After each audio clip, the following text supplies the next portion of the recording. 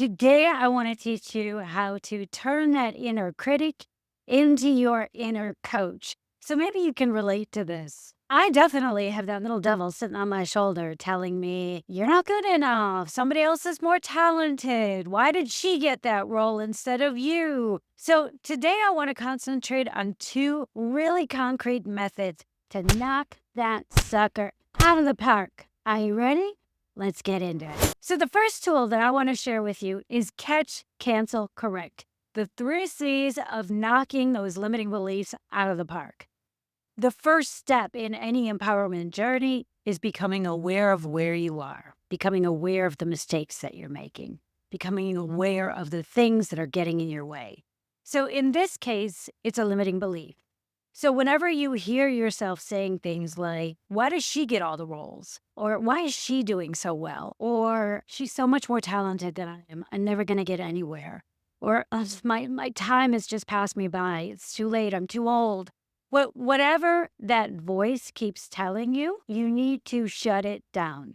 So that's the first thing is just be like, okay, I know what that is. That's that inner critic trying to keep me safe. It's not trying to sabotage you. You can think of it like a helicopter mom, that has your best interests at heart, but it doesn't always give you the best advice because it's speaking from a place of fear. And I want you to always be acting from a place of empowerment. That is going to enable you to be proactive as opposed to reactive. So, for instance, you may be doom scrolling and you see someone in your same niche and they're always booking roles that you feel like you should be booking. Get your head out of their business. It doesn't belong there. Keep it in your own track. So catch those thoughts. They are not serving you. That is the first step. The second step is to literally cancel that thought. Be like, I don't have time for that. Or what I like to say is, that thought does not serve me. And for me, that works really well. You may need something else, but for me, that doesn't serve me. Or does that serve me? Even asking myself the question, why am I saying that? Is that serving me? No, it's not. So after that, then you need to correct. And you literally need to find a replacement thought that corrects the limiting belief. So for instance, when I see someone who's doing really well, instead of saying, why didn't I get an audition for that? First of all, be happy for her because gratitude is a thing, right? And the smaller you are with your own grace, gratitude, and generosity, the smaller your world becomes.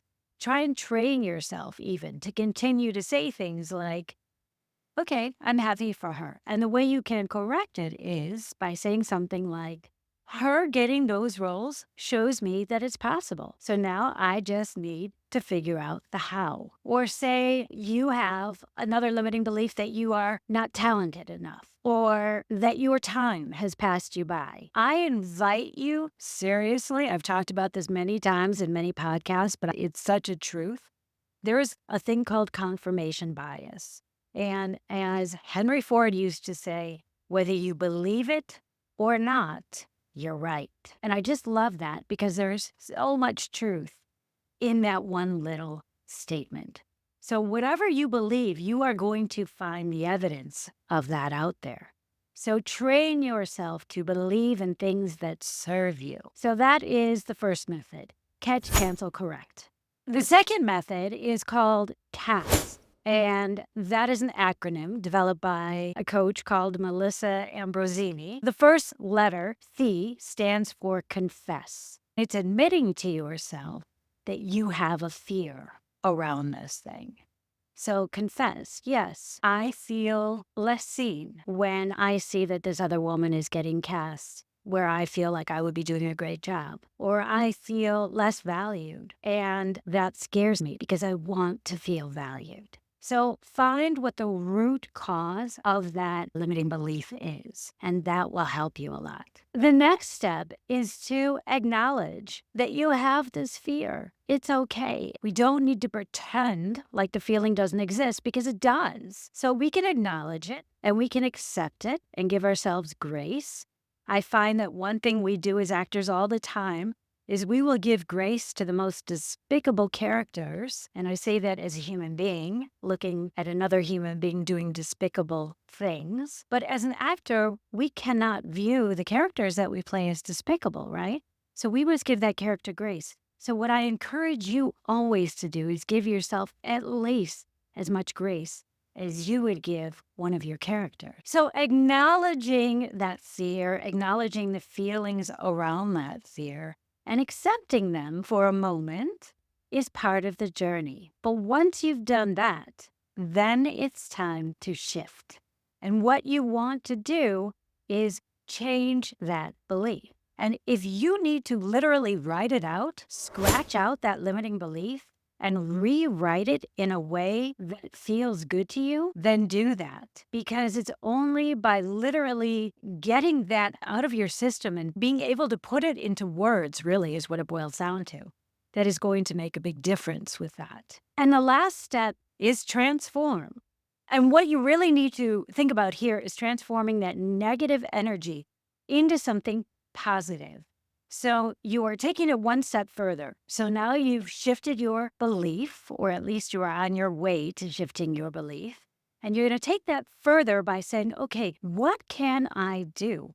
If, for instance, that little voice is saying to you, I'm not talented enough, what can you do to feel more confident in your talent? If that little voice is saying to you, I don't know what's special about me, what can you do today to find the help you need to get more clarity on your brand? And lastly, what you can finally start to do is keep a journal of all of these different negative beliefs that you have and go through them. You would be surprised. Do you know the average person has something like 12,000 thoughts throughout the day? 80% of those can be negative thoughts, which means you've got 900 and something negative thoughts a day. I'm not great at math, but you get the picture. That's a lot. And that's doing a lot of damage because words have power. So write down those limiting beliefs, cross them out, reframe them into something that does serve you.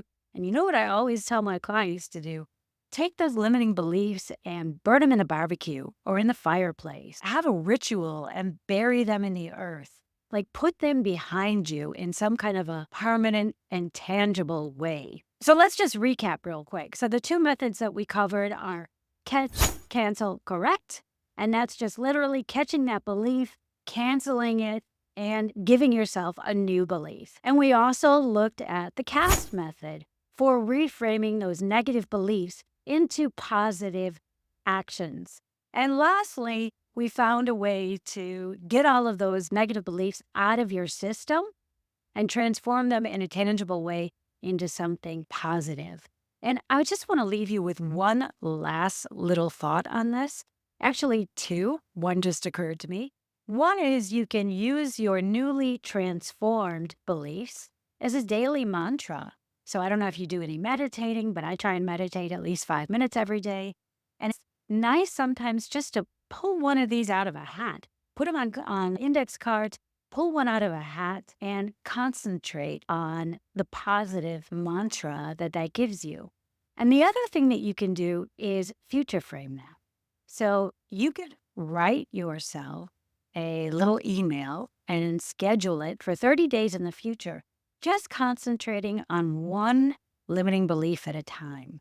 And just say, like I would say to myself, Anne, I am so proud that you have been able to knock out that limiting belief that you are too old and that there aren't enough roles for you. And you've been able to not only prove to yourself by finding evidence that there are enough roles for people like you, but you have been actively pursuing them. Great job. Keep it up. I love you.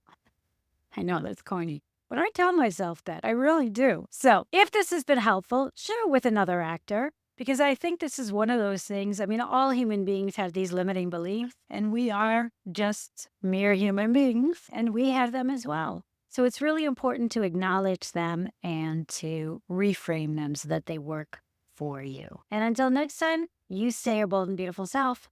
Bye-bye.